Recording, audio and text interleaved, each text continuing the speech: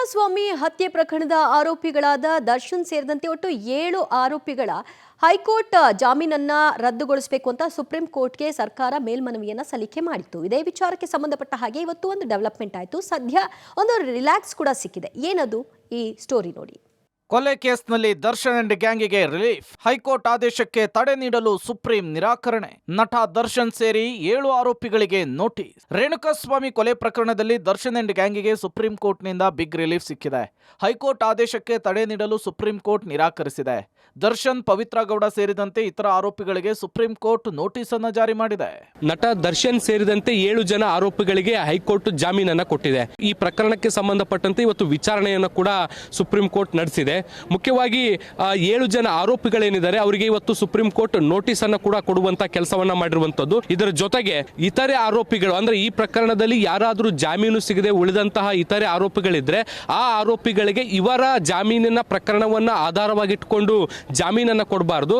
ಅವರ ಪ್ರಕರಣದಲ್ಲಿ ಭಾಗಿದಾರತೆ ಅಥವಾ ಅರ್ಹತೆಯ ಆಧಾರದ ಮೇಲೆ ಜಾಮೀನನ್ನ ಕೊಡಬೇಕು ಅನ್ನುವಂತ ನಿಟ್ಟಿನಲ್ಲಿ ಸ್ಪಷ್ಟಪಡಿಸಿರುವಂತದ್ದು. ಕೊಲೆ ಕೇಸ್ನಲ್ಲಿ ಹೈಕೋರ್ಟ್ ದರ್ಶನ್ ಸೇರಿದಂತೆ 7 ಆರೋಪಿಗಳಿಗೆ ಜಾಮೀನನ್ನ ಮಂಜೂರು ಮಾಡಿತ್ತಲ್ಲ, ಆ ಪ್ರಕರಣಕ್ಕೆ ಸಂಬಂಧಪಟ್ಟಂತೆ ಜಾಮೀನನ್ನ ರದ್ದು ಮಾಡಬೇಕು ಅಂತ ಹೇಳಿ ಸುಪ್ರೀಂ ಕೋರ್ಟ್ಗೆ ಮೇಲ್ಮನವಿ ಅರ್ಜಿ ಸಲ್ಲಿಸಲಾಗಿತ್ತು. ಅರ್ಜಿ ವಿಚಾರಣೆ ನಡೆಸಿದ ಸುಪ್ರೀಂ ಕೋರ್ಟ್ ಹೈಕೋರ್ಟ್ನ ವಿಸ್ತೃತ ಆದೇಶವನ್ನು ಪ್ರಕಟಿಸಿ ಆರೋಪಿಗಳಿಗೆ ಜಾಮೀನು ಕೊಟ್ಟಿದೆ. ಮೆರಿಟ್ ಮೇಲೆ ಕೋರ್ಟ್ ಆದೇಶವನ್ನು ಕೊಟ್ಟಿದ್ದು, ಹೀಗಾಗಿ ಈ ಅರ್ಜಿಯ ವಿಚಾರಣೆಗೆ ಆರೋಪಿಗಳ ವಾದವನ್ನ ಕೇಳಬೇಕಾಗುತ್ತೆ ಅಂತ ಹೇಳಿ ಆರೋಪಿಗಳಾದ ನಟ ದರ್ಶನ್, ನಾಗರಾಜು, ಅನುಕುಮಾರ್, ಲಕ್ಷ್ಮಣ್, ಪವಿತ್ರ ಗೌಡ, ಜಗದೀಶ್ ಹಾಗೂ ಪ್ರದೂಷ್ಗೆ ನೋಟಿಸ್ ಅನ್ನ ಜಾರಿ ಮಾಡಿ ವಿಚಾರಣೆ ಮುಂದೂಡಿಕೆ ಮಾಡಿದೆ. ದರ್ಶನ್ ಅಂಡ್ ಟೀಮ್ಗೆ ರಿಲೀಫ್. ಜಾಮೀನು ರದ್ದು ಅರ್ಜಿ ವಿಚಾರಣೆ ಮುಂದೂಡಿಕೆ. ಅರ್ಜಿ ವಿಚಾರಣೆ ಮುಂದೂಡಿದ ಸುಪ್ರೀಂ ಕೋರ್ಟ್ ದರ್ಶನ್ ಸೇರಿ ಇತರ 7 ಆರೋಪಿಗಳಿಗೆ ನೋಟಿಸ್. ಕಿರುಕುಳ ಕೊಟ್ಟು ಕೊಲೆ ಮಾಡಿರುವ ಆರೋಪಿಗಳಿಗೆ ಜಾಮೀನು ಕೊಟ್ಟಿದೆ. ಹೈಕೋರ್ಟ್ ಜಾಮೀನು ರದ್ದಿಗೆ ಸರ್ಕಾರದ ವಾದ.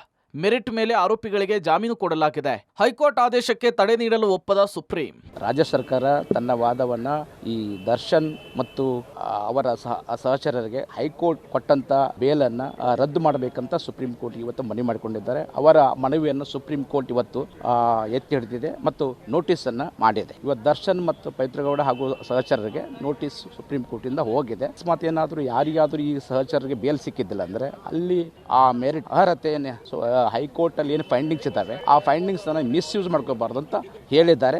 ಶಿರಡಿಯಲ್ಲಿ ಆರೋಪಿ ಪವಿತ್ರ ಗೌಡ, ಸಾಯಿಬಾಬನ ದರ್ಶನ ಪಡೆದ ಪವಿತ್ರ.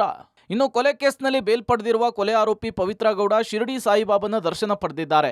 ಶಿರಡಿ ಸಾಯಿಬಾಬನ ದರ್ಶನ ಪಡೆದಿರುವ ಪವಿತ್ರ ಗೌಡ ಸಾಮಾಜಿಕ ಜಾಲತಾಣದಲ್ಲಿ ಈ ಬಗ್ಗೆ ಫೋಟೋಸ್ಗಳನ್ನು ಶೇರ್ ಮಾಡಿಕೊಂಡಿದ್ದಾರೆ. ಹೊರ ರಾಜ್ಯಗಳ ದೇವಸ್ಥಾನದ ಭೇಟಿಗಾಗಿ ಕೋರ್ಟ್ ಅನುಮತಿಯನ್ನು ಕೊಟ್ಟಿತ್ತು. ಪವಿತ್ರ ಮಾಲೀಕತ್ವದ ರೆಡ್ ಕಾರ್ಪೆಟ್ ಸದ್ಯದಲ್ಲಿಯೇ ರೀಲಾಂಚ್ ಮಾಡಲಿಕ್ಕೆ ಎಲ್ಲ ರೀತಿಯ ಪ್ಲಾನ್ ಆಗಿದೆ. ರೇಣುಕಾಸ್ವಾಮಿ ಕೊಲೆ ಕೇಸ್ನಲ್ಲಿ ಬೇಲ್ ಪಡೆದಿರೋ ಆರೋಪಿ ಪವಿತ್ರ ಗೌಡ ಈಗ ಶಿರಡಿ ಸಾಯಿಬಾಬಾ ದರ್ಶನವನ್ನ ಪಡೆದಿದ್ದಾರೆ. ಶಿರಡಿ ಸಾಯಿಬಾಬಾ ದರ್ಶನವನ್ನ ಪಡೆದಂತಹ ಪವಿತ್ರ ಗೌಡ ತಮ್ಮ ಸಾಮಾಜಿಕ ಜಾಲತಾಣದಲ್ಲಿ ಫೋಟೋಗಳನ್ನ ಹಂಚಿಕೊಂಡಿರ್ತಕ್ಕಂಥದ್ದು. ಹೊರ ರಾಜ್ಯಗಳ ದೇವಸ್ಥಾನದ ಭೇಟಿಗಾಗಿ ಈಗಾಗಲೇ ಕೋರ್ಟ್ನ ಅನುಮತಿಯನ್ನ ಪವಿತ್ರ ಗೌಡ ಪಡೆದಿದ್ರು. ಈ ಹಿನ್ನೆಲೆಯಲ್ಲಿ ಈಗ ಟೆಂಪಲ್ ರನ್ ಅನ್ನ ನಡೆಸಿದ್ದಾರೆ. ಮತ್ತೊಂದು ಕಡೆ ಅವರ ಮಾಲೀಕತ್ವದ ರೆಡ್ ಕಾರ್ಪೆಟ್ ಸ್ಟುಡಿಯೋ ಏನಿತ್ತು ಅದರ ಒಂದು ರೀಲಾಂಚ್ ಕಾರ್ಯದಲ್ಲೂ ಈಗ ಒಂದಿಷ್ಟು ಸಕಲ ಸಿದ್ಧತೆಯನ್ನ ಕೂಡ ಮಾಡಿಕೊಂಡಿರ್ತಕ್ಕಂಥದ್ದು. ಸದ್ಯ ಪ್ರಕರಣವನ್ನ ಸುಪ್ರೀಂ ಕೋರ್ಟ್ ಮುಂದೂಡಿಕೆ ಮಾಡಿದ್ದು ಮುಂದಿನ ವಿಚಾರಣೆಯ ದಿನಾಂಕವನ್ನ ನಿಗದಿ ಮಾಡಿಲ್ಲ. ಮುಂದಿನ ವಿಚಾರಣೆ ಒಳಗೆ ಎಲ್ಲ 7 ಆರೋಪಿಗಳು ತಮಗೆ ನೀಡಿರುವ ಜಾಮೀನು ಆದೇಶವನ್ನು ಸಮರ್ಥಿಸಿಕೊಳ್ಬೇಕಿದೆ. ಒಂದು ವೇಳೆ ಈ ಸಮರ್ಥನೆಯಲ್ಲಿ ಎಡವಿದ್ರೆ ದರ್ಶನ್ ಮತ್ತು ಅವರ ಸಂಗಡಿಗರು ಮತ್ತೆ ಜೈಲು ಪಾಲಾಗಬೇಕಾಗಬಹುದು. ಪಬ್ಲಿಕ್ ಟಿವಿ, ನವದೆಹಲಿ.